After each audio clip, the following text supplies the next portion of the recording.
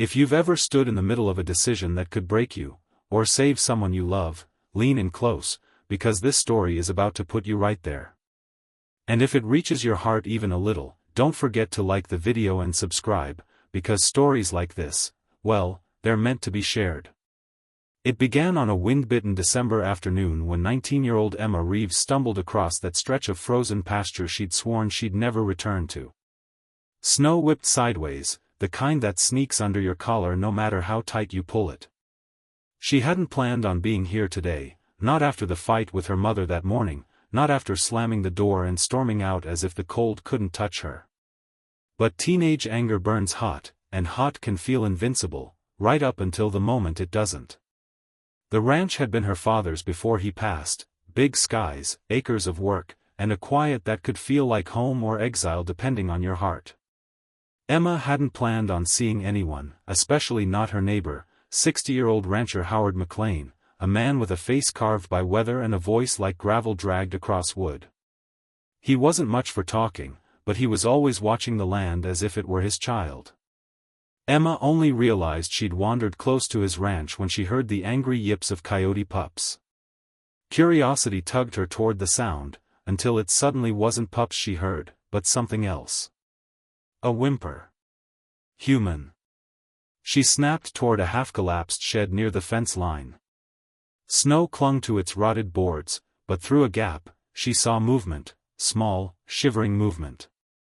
She rushed over, slipping on ice, heart pounding in her throat. Inside were two kids, a girl maybe 7, a boy about 5, curled together, their lips bluish, their thin jackets soaked. She froze, terror filling every corner of her lungs. The girl's eyes fluttered, dazed. Help, the little boy whispered. Emma's breath vanished. She tore off her scarf, wrapping it around the girl, then her own jacket for the boy. But the cold hit her instantly, turning her bones brittle. How long have you been? Never mind. Come on, we need to. She didn't finish, because a deep voice erupted behind her. Get in the house, you're turning blue. Howard barked, snow crunching under his heavy boots. Then, before she could react, he threw his large, battered coat over the shivering kids. His massive hands scooped them up with surprising gentleness. Emma blinked at him through wind-burned eyes. She hadn't even heard him approach. How'd you? Been tracking prints for half a mile, he growled. Didn't expect to find you, too. I wasn't hiding. I know. But you are freezing. Move. His urgency snapped her out of shock. She followed him toward his farmhouse, her feet stumbling, her teeth rattling so hard she couldn't bite down the fear. Inside, heat slammed into her, wood stove blazing, kettle steaming. Howard laid the kids on the couch, bundling them in blankets before turning to Emma.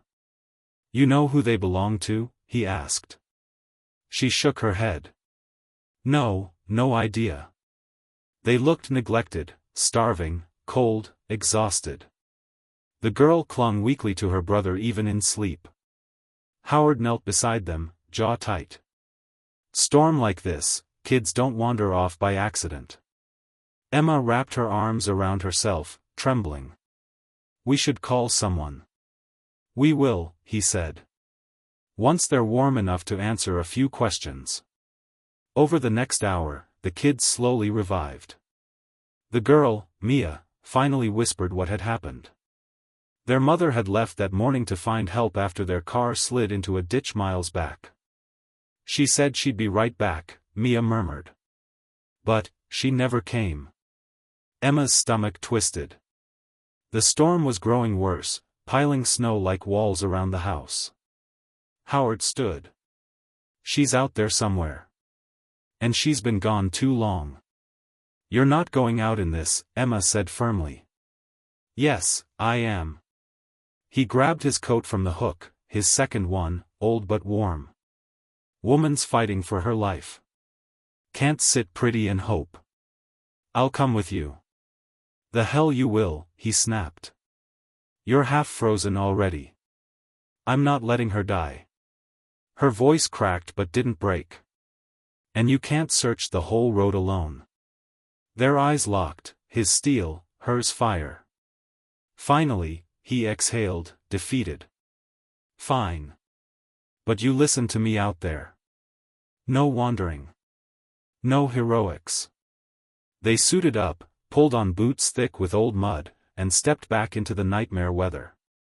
Wind clawed at their faces, turning breath to crystals. Step by step, they forced their way down the snow-choked road, yelling the woman's name, Carly, again and again, voices swallowed by the storm. Minutes felt like hours.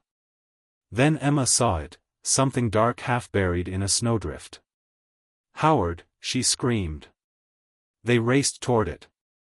Beneath the heavy layers of snow lay a woman, her face pale and still, her fingers stiff. Emma fell beside her, heart in her throat. Carly? Carly. Please, she pressed trembling fingers to the woman's neck. A pulse. Faint. But there. She looked up at Howard, eyes wet and wild. She's alive.